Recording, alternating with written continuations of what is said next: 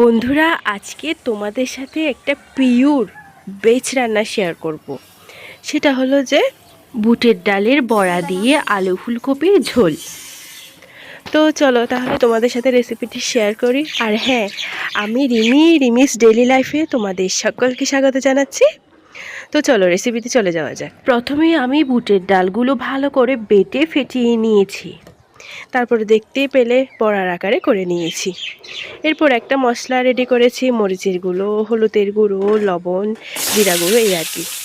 ও হ্যাঁ, আলু দিয়ে যে রেসিপিটি করছি ওখানে ফুলকপিও দিচ্ছি। ফুলকপি দিলে তো বলতে হবে না, এই সিজনে ফুলকপি খেতে খুব ভালো লাগে। তো ফুলকপিগুলো ভালো করে ধুয়ে হালকা ভাপিয়ে নিয়ে একটু করে লবণ হলুদ দিয়ে মেখে তেলে ফ্রাই করে নিয়েছি একদম হালকা করে। তারপরে কড়াইয়ে তেল গরম করে শুকনো লঙ্কা পাঁচফোড়ন দিয়ে ডুমো ডুমো করে কেটে রাখা আলুগুলো ভালো করে ভেজে নিচ্ছি। সাথে কিছু টমেটো দিয়ে দিয়েছি। টমেটো পরেও দেওয়া যায়, আবার আগে দিলে গ্রেভিটা ভালো হয়। এরপর মিক্স করে রাখা মশলাটাও দিয়ে দিলাম। এখন পালা ভালো করে কষিয়ে নেওয়া। চলো তাহলে ভালো করে কষিয়ে নিই।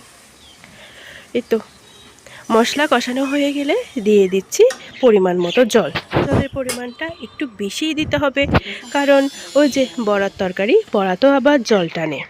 এরপর ভেজে রাখা ফুলকপি দিয়ে দিচ্ছি।